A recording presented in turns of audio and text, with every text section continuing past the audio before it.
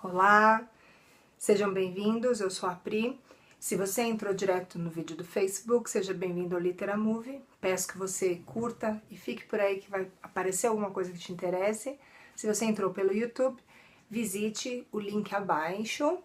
Lá na página, vai visitar o Literamovie, tá bom? Então esse é o 5º vídeo do projeto Lendo Anna Karenina, do Tolstói. Eu vou utilizar apoio, primeiro porque tem muitos personagens e eu quero passar alguns trechos literalmente para vocês, porque eu achei muito interessantes e fomento a discussão. E aí eu peço que você entre lá e dê sua opinião. O que você acha sobre o assunto, sobre o tema, sobre o livro, sobre o escritor, tá bom?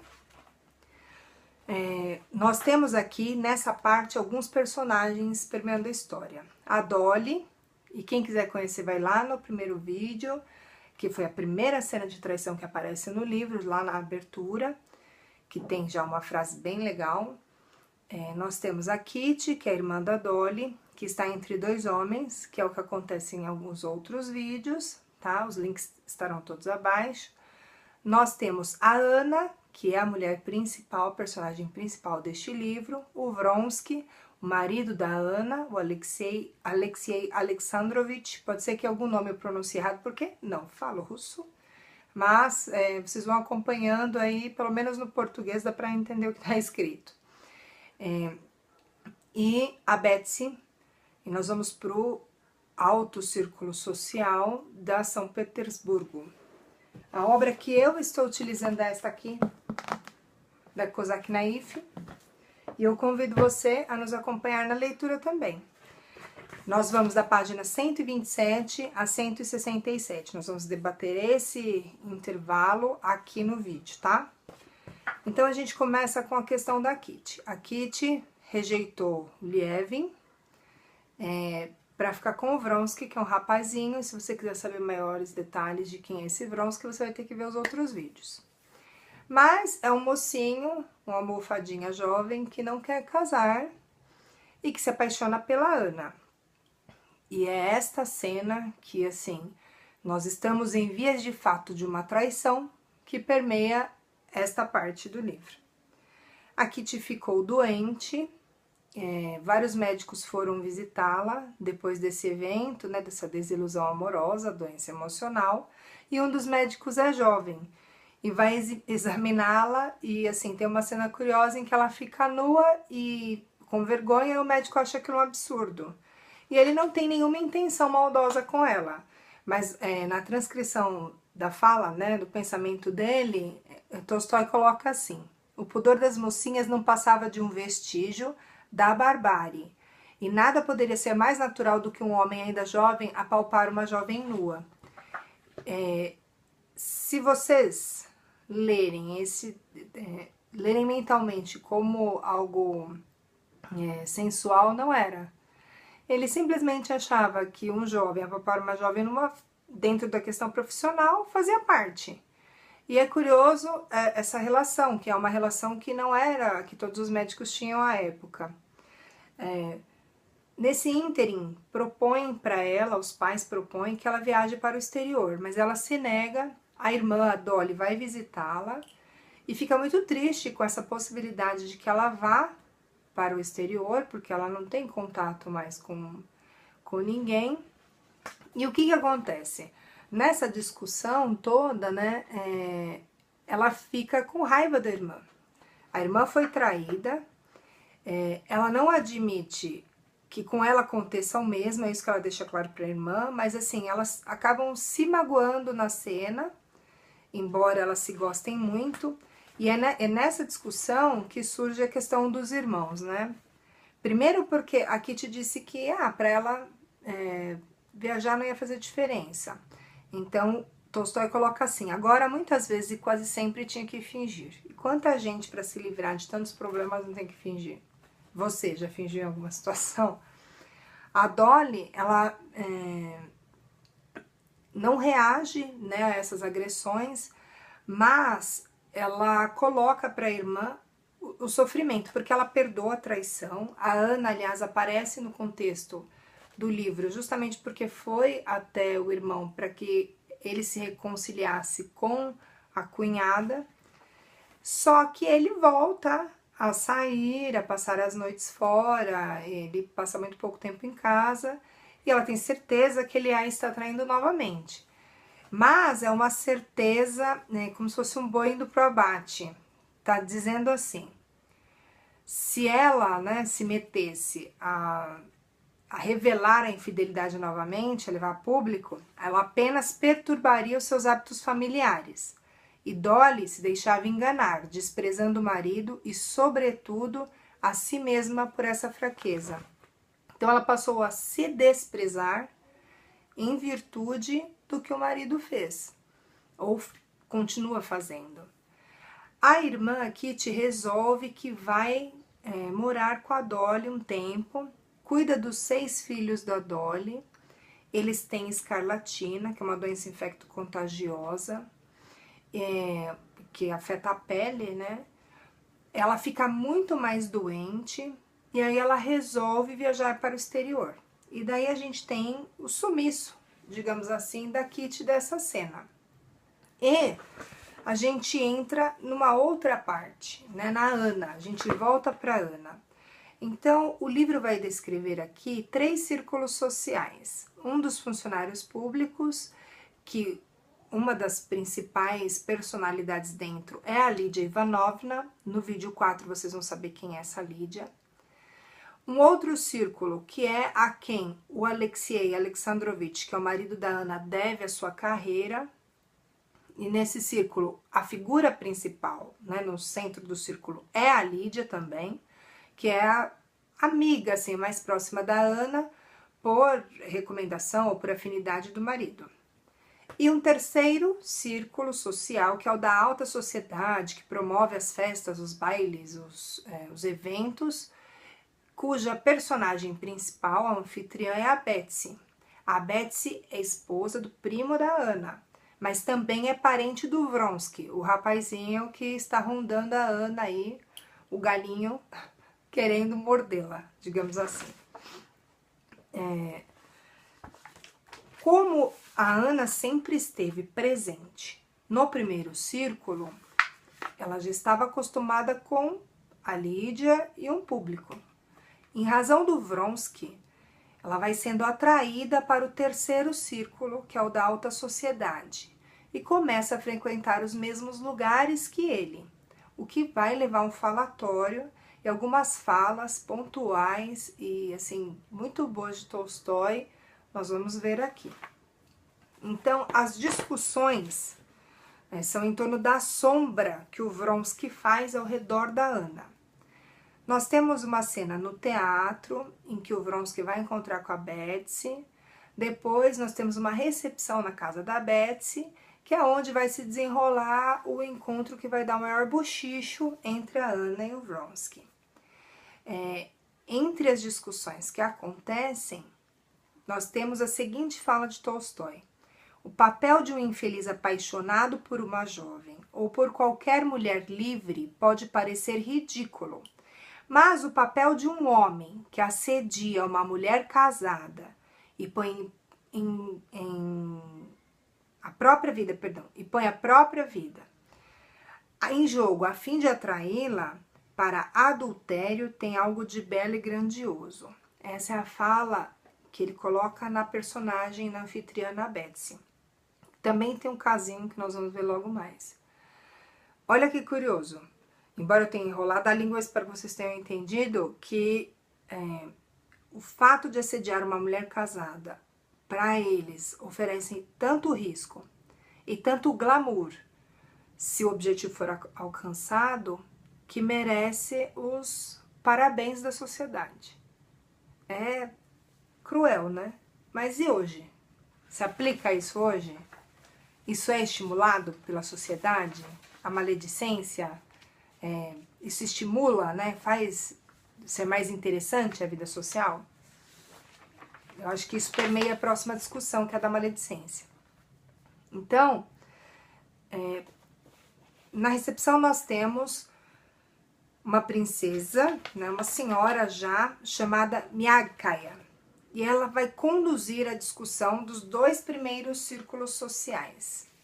dentro da casa da Betsy, antes de chegarem a Ana, o Vronsky e os demais. Só que toda vez que o assunto não tem maldade nem nada, tá descrito que a cena esfria. Então começa um assunto, eles falam sobre uma atriz, depois eles citam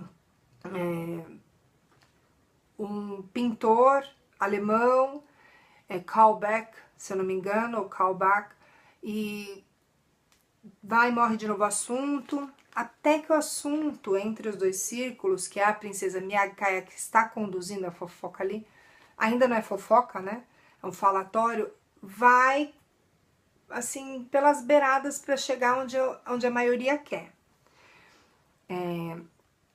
Uma das mulheres propõe a essa senhora, né? Fale de algo sem malícia. E ela responde assim: dizem que isso é muito difícil, que só a malícia é divertida. É como se fosse jogasse o primeiro tempero de pimenta, né? E aí, como que começa a conversa da maledicência? Tem um jovem chamado Tutkiewicz, e ele tem um relacionamento com a Betsy. Segundo, né, corre a boca pequena. E eles, para não falarem diretamente disso, eles começam falando do jovem, que é alto e bonito, comparando ele com o Luiz XV. Ele não parece com o Luiz XV, mas eles querem falar do relacionamento dele com a anfitriã. Mas vai lá e volta aqui e tal. O segredo, né, Tolstói coloca que todo mundo presta atenção no que ela diz, porque ela diz coisas simples que faziam sentido, ainda que fossem inoportunas. E é isso, né, essa parte inoportuna e fora de contexto ou politicamente incorreta que chama a atenção de todos para que ela fala. E assim é ainda hoje, em 2017. E o que acontece? Eles estão nessa discussão quando entra em jogo os Karenin. E o que nós vamos ver aqui nesse trecho sobre os Karenin? Eles começam falando mal do marido da Ana, dizendo que ele é um tolo e tal. A Ana é benquista no grupo social. A fala diz que a mudança mais importante que a Ana trouxe de fora foi a sombra do Alexei Vronsky. Eles ainda não chegaram na recepção. Até que vem um provérbio francês. Ninguém está satisfeito com os bens que possui, mas todos estão satisfeitos com a inteligência que tem. É uma discussão que Tolstói acaba propondo a reflexão, entra na fala do diplomata se referindo ao marido da Ana, e eu pergunto a vocês, muitos estão realmente preocupados em ampliar a sua gama de bens materiais, mas e quantos estão contentes com o que tem de inteligência acabou? Achando que não precisa aprender mais nada ou que não tem valentia nenhuma. Eu achei muito interessante, não é valentia, perdão, valia, não tem mais valia. Achei muito interessante esse trecho e proponho discussão a vocês. Gostaria de saber a opinião de vocês quanto a isso. Quanto à aquisição de bens em detrimento da aquisição da inteligência. Quanto um ou outro tem valor, o que vocês veem na sociedade, o que vocês percebem. Porque todo mundo vai falar que inteligência é o melhor, mas e na sociedade o que se percebe? Já que é mais fácil falar do outro, né? Bom, chegam os personagens do assunto. Chega primeiro o Vronsky, depois chega a Ana, a princesa Miyagkaya defende a Ana. A conversa assim vai morrendo, mas o Vronsky vai encontrar com a Ana, vai conversar com ela e começa aquele joguinho de sedução de novo, que ela diz que ela proibiu ele disso, proibiu ele daquilo, e ele diz que a culpa é toda dela, né, porque é impossível não fazer isso, não fazer aquilo. E assim, nisso eles se isolam e ficam a um canto conversando, e o marido da Ana é o único que não olha aquela cena, mas todo mundo que está falando naquela maledicência e tal, começa a ficar incomodado. E por ser muito desagradável isso, assim, de ser tão escancarado, a Betsy, que é a anfitriã, mesmo que ela tenha fomentado, que ela gosta da discussão, ela tá na casa dela, ela quer evitar maiores problemas, e corta. Ela vai até a Ana e fala do marido dela, faz uns elogios, tal, e tira a Ana daquele contexto. Bom, começa o falatório, chega no ouvido do marido da Ana. Até aí, ele vai embora, ele tem outros compromissos e a Ana não foi para casa ainda. E ficou lá isolada na conversa, só ela e o Vronsky. Ela já faz parte do falatório e o marido que nunca sentiu ciúmes, que acha que os ciúmes chega a ser uma ofensa. Na fala do marido, os sentimentos da mulher são particulares a ela. Ela não deve satisfação do que ela sente. E demonstrar ciúme é uma prova de desconfiança. E no relacionamento, pelo perfil do personagem, o que conta é a confiança. Porém, enquanto ele espera a Ana, porque ele se vê obrigado a falar com ela, por causa do falatório, porque ele não tinha intenção de fazer isso, ele não viu nada demais na conversa dos dois, ele começa a ficar com a pulga atrás da orelha. Essa mulher não chega, ele fica rodando na casa, roda, roda, roda, eita, cadê a mulher? E que não sei o que, até que ele fica bolando o discurso de como que ele vai abordá-la. Então, primeiro ele pensa assim, eu vou falar com ela começando sobre a questão dela dos direitos, do decoro, a questão de como ela pode expor o filho dela, de como ela pode se expor e se indispor socialmente, né, com as obrigações dela de casamento. Só que a Ana chega, ele confronta a Ana e a Ana age com ironia. A ironia que sempre esteve presente no marido, dizendo que não tem nada demais e que não aconteceu nada. Ela mesma se surpreende com a reação. Ao que ele simplesmente diz para ela que, ao escavar nossa alma, não raro trazemos à superfície aquilo que de outro modo lá permaneceria sem ser notado. Os seus sentimentos dizem respeito apenas à sua consciência, mas sou obrigado diante de você, diante de mim e diante de Deus a apontar os seus deveres.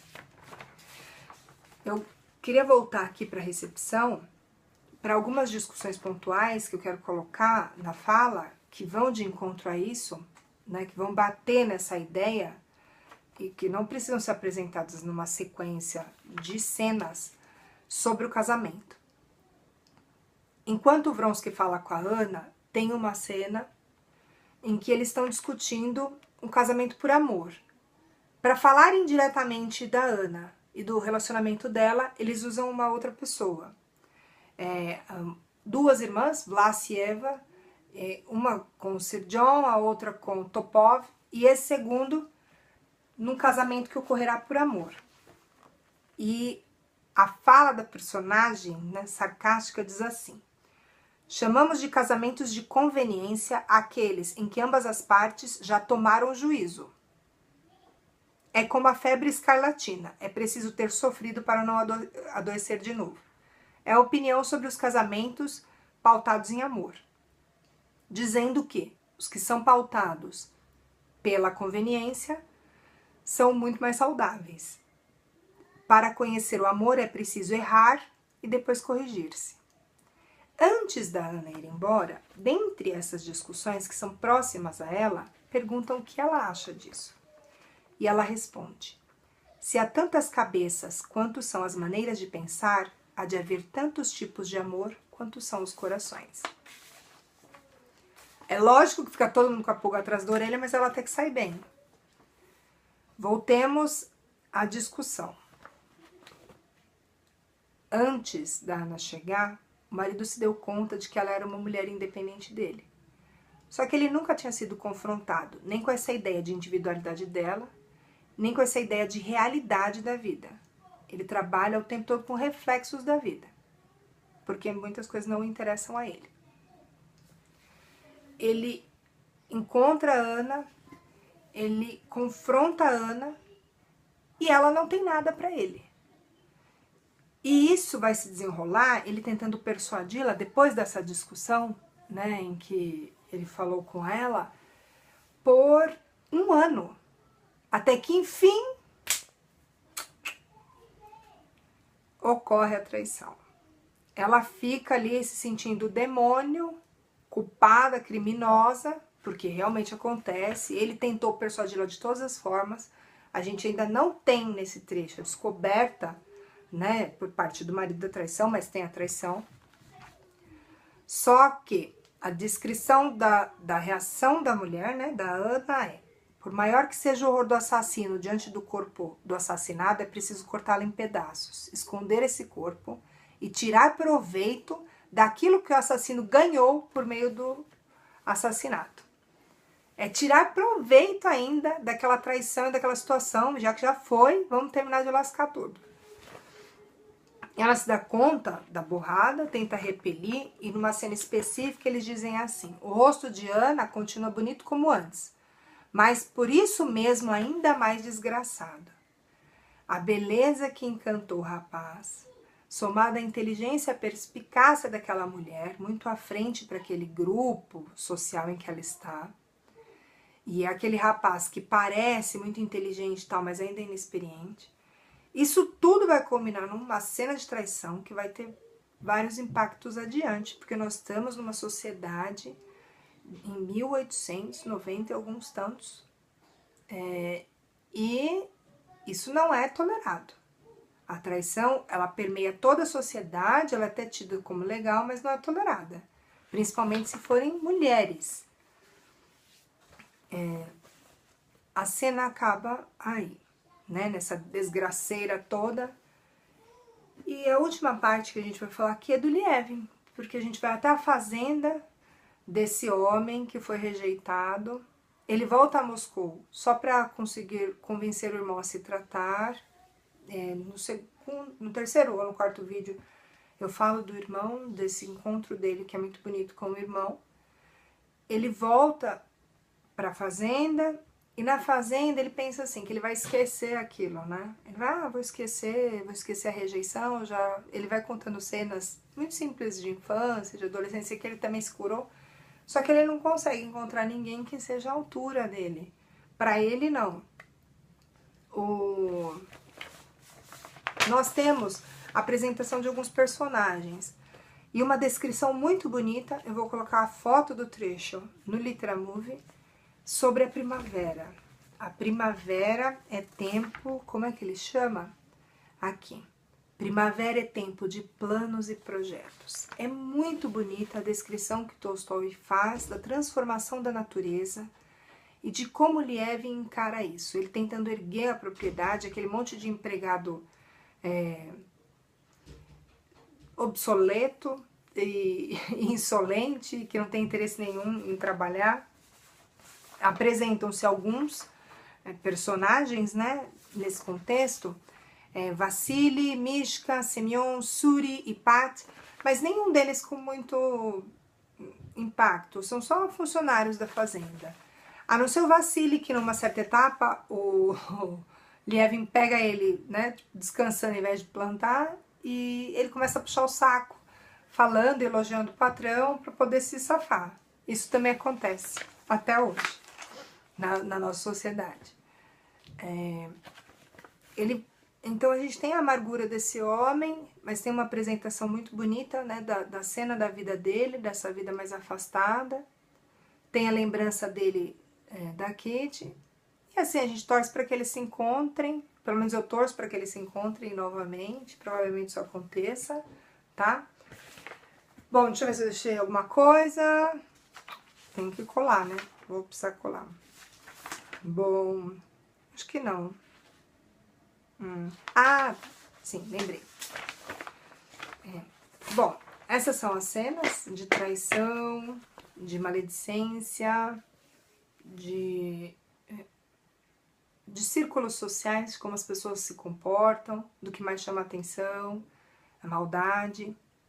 Agora, é curioso que quando a gente conhece várias obras da literatura mundial, algumas falas são recorrentes e aparecem em vários lugares. Com toda essa encrenca, a Ana começa a ter pesadelo e tal, mas ela pensa assim: eu não consigo resolver isso agora, depois eu faço isso. E essa é justamente a fala da Scarlett O'Hara em toda a obra da Margaret Mitchell e O Vento Levou. Depois eu resolvo isso, depois eu resolvo isso. Então a gente percebe o movimento do personagem esperando uma situação ideal para resolver algo que nunca vai existir, é lógico, essa situação ideal, mas uma forma de justificar para si o adiar de uma decisão ou de uma atitude. Pelo menos paulatina naquele momento. E é muito bacana você poder comparar esses dois, né? E quantos de vocês adiam as coisas? Agora eu não posso, eu faço depois, eu mudo depois. É muito bacana olhar as relações de conveniência que nós temos aqui. As relações de conveniência, a discussão social dos modelos tradicionais, a discussão de sentimento das pessoas. Muitos passam torpes pela vida e sem conseguir fazer o link, né, do real, do que acontece à sua volta ou com outras pessoas, porque estão muito preocupados com as suas atividades, que é o que acontece com esse marido que foi traído. E quando ele se dá conta de que ele está perdendo a mulher, já é no desenrolar no desenvolvimento do processo que vai culminar na traição, né? Bom, eu espero que vocês tenham gostado e que a partir da página 167 vocês me acompanhem e torçam para que o vídeo saia na terça que vem com o volume 6, tá bom? Então, falou, gostou? Curte, compartilha, convida os amigos e deixa seus comentários.